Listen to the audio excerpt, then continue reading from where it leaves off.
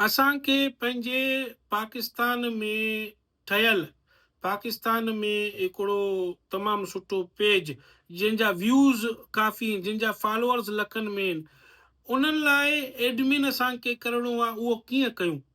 असांखे पंहिंजे Facebook page लाइ एडमिन खपे, असां उनखे एड कीअं कयूं? काफ़ी दोस्तनि जा इहे सवाल मुंहिंजी व्हाट्सएप ते आहिनि। मां हर कंहिंखे वरंदी नथो ॾेई सघां, उन्हनि जा सवाल पढ़ी करे ॿुधी करे उहे वॉइस बि कंदा आहिनि।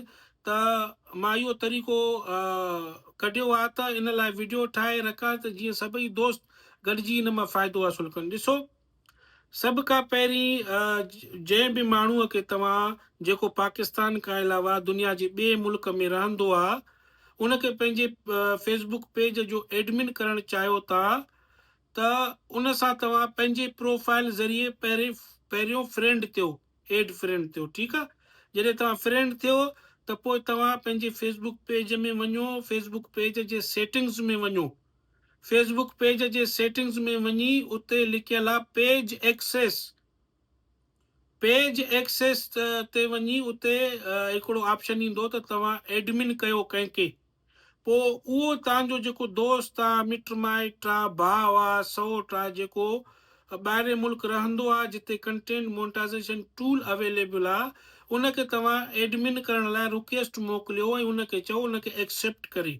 ठीकु आहे? जे उनखे एक्सेप्ट जीअं ई कंदो त उहो तव्हांजे पेज जो एडमिन थी वेंदो। पोइ कुझु वक़्त लाइ तव्हां पाकिस्तान मां इहा जेको पोस्टिंग आहे, बहितरा पोस्टिंग न कयो। ठीकु आहे? काफ़ी केसनि में हलंदो आहे त उन दोस्त खे छॾियो त हू पोस्टिंग करे।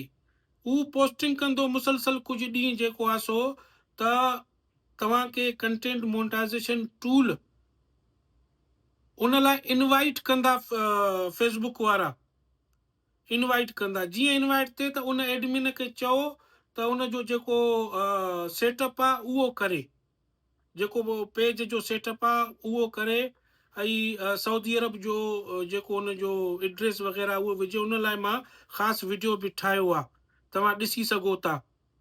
त उन पंहिंजे दोस्त खे चओ उतां जो इंफॉर्मेशन विझे। हिकु दफ़ो इहा शइ थी वियो त उन खां बाद तव्हां पाकिस्तान में बि पोस्टूं कयो, को मसइलो न आहे। हिकु दफ़ो तव्हांखे टूल मिलियो, छो त तव्हांजो एडमिन जेको आहे सो हू ॿाहिरि मुल्क वेठो आहे, जिते कंटेंट मोनेटाइज़ेशन टूल जेको आहे सो उहो मिलंदो आहे। कंटेंट मोनेटाइज़ेशन टूल छा लाइ? उन लाइ त हिकु ख़ासि वीडियो ठाहिणो पवंदो, हिकु अलॻि वीडियो ठाहिणो पवंदो, छो त काफ़ी दोस्तनि जा इहे सवाल आहिनि त असांखे मोनेटाइज़ेशन जा टूल मिलियल आहिनि पाकिस्तान में, लेकिन असांजो अर्निंग नथो थिए, असांजो अर्निंग वधे ई नथो, असां छा कयूं? सो उन लाइ हिकिड़ो अलॻि वीडियो ठाहींदुसि ऐं सॼो तफ़सील कंटेंट मोनेटाइज़ेशन टूल जे बारे में ॿुधाईंदुसि, त जीअं दोस्तनि जो परेशानी ख़तमु थिए। मां हिते जेको पंहिंजो वक़्तु आहे तव्हांखे ॾेई रहियो आहियां, ऐं मां पंहिंजे यूट्यूब चैनल जो कैटेगरी बि चेंज कयो आहे एजुकेशन में, त जीअं मां तव्हांखे एजुकेट कयां, तव्हांखे मालूमात ॾियां, ऐं हिकु हंधि सिर्फ़ु इन बारे में विडिया रखां। मां फेसबुक ते रखी नथो सघां, छो त उते मुंहिंजो कैटेगरी कॉमेडी आहे, मस्ती मज़ाक आहे। ठीकु आहे? त जीअं सभई दोस्तनि खे हिकु प्लेटफॉर्म ते मां इहो एजुकेट कयां, उन्हनि खे तालीम ॾियां, उन्हनि जा मसइला हल कयां।